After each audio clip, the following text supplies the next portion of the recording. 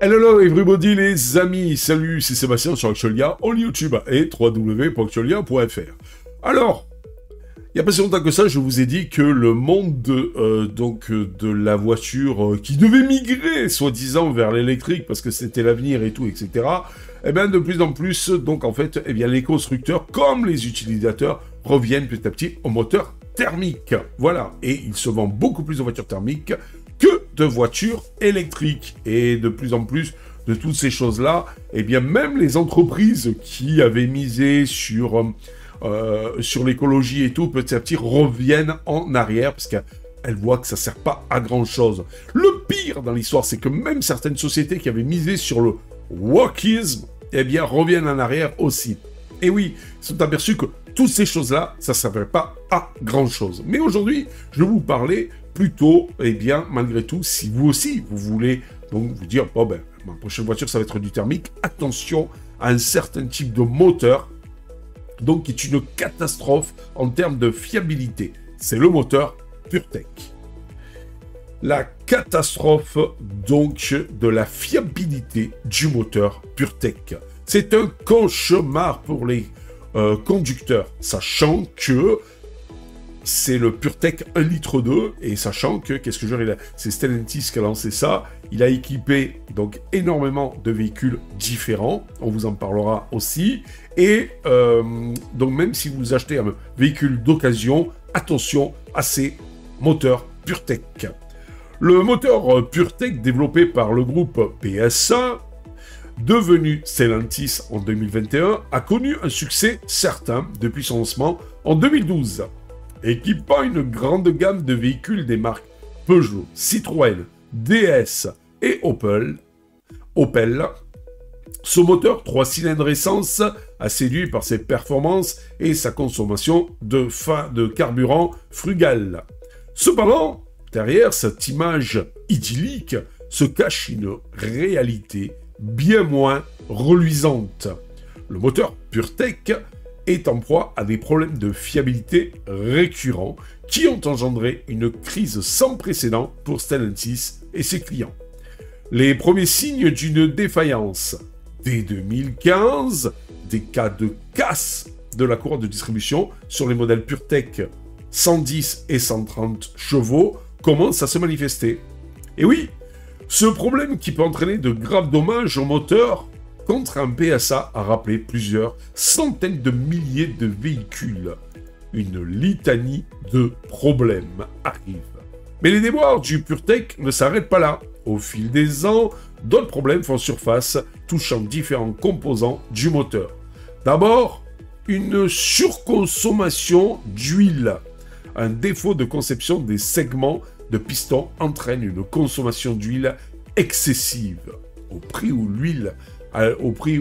est l'huile actuelle, ça fout un peu les boules. Et cette surconsommation, donc excessive, pouvait aboutir à une casse moteur si elle n'est pas corrigée. Waouh! Vous achetez une nouvelle voiture ou une voiture d'occasion, vous dites, bon, allez, j'ai pris un modèle quand même assez récent, et donc, allez, je serai tranquille, mais non. Vous risquez d'avoir une casse moteur. Vous vous rendez compte? Le moteur est quand même l'objet le plus cher dans une voiture et vous risquez de le casser. C'est assez phénoménal. Il y a aussi l'encrassement de la vanne EGR et du filtre à particules. Ce phénomène, favorisé par la conduite urbaine et les trajets courts, peuvent engendrer des pertes de puissance, des à-coups et une augmentation des émissions polluantes. La pompe à l'huile. Des cas de dysfonctionnement de la pompe à huile ont été recensés, pouvant entraîner une perte de pression d'huile et des dommages au moteur. On s'arrête là ou c'est bon là? Non! Auto-allumage. Dans certains cas, le moteur peut continuer à tourner après l'extinction de la clé de contact, ce qui présente un risque d'incendie, un impact colossal sur les consommateurs. Ces problèmes de fiabilité ont eu un impact dramatique sur les propriétaires de véhicules équipés du moteur PureTech. Mais imaginez-vous tous ces soucis Vous achetez une voiture, même neuve, et vous vous dites, super cool, et il vous arrive tous ces soucis. Mais c'est lamentable. C'est comme moi avec ma Mégane 2 cabriolet, j'ai pris la toute dernière avant la Mégane 3. Pourquoi? Eh bien, parce que je savais que tous les problèmes de fiabilité, d'électronique, de ci, de là, avaient été corrigés dans la dernière phase 2. Donc, en fait, c'était la dernière année et elle était en phase 2 avant qu'il y ait le modèle 3 qui sort. Et au moins, je me suis dit, je vais avoir beaucoup moins de soucis. Et ce qui a été le cas. Par rapport à un pote qui a acheté moins cher sa Mégane, mais lui qui a pris un modèle plus vieux. Mais il a eu plein de soucis d'électronique. Voilà. Outre les désagréments, revenons au moteur PureTech, outre les désagréments causés par les pannes et les réparations souvent onéreuses, nombreux sont ceux qui sont sentis lésés par le manque de communication et la prise en charge de la part de Stellantis.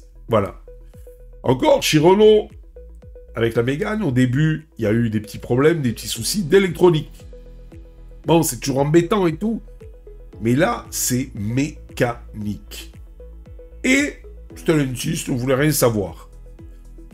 Des actions timides et insuffisantes. Face à l'ampleur de la crise, Stellantis a mis en place plusieurs rappels et campagnes de modification pour corriger les problèmes identifiés. Cependant, ces mesures semblent insuffisantes à endiguer le mécontentement des consommateurs. Des actions collectives ont été menées et des plaintes individuelles déposées à l'encontre du constructeur. Il y a même carrément une association de plusieurs consommateurs qui se sont unifiés pour faire donc un procès à Stellantis à cause de ça. Un avenir incertain pour le PureTech.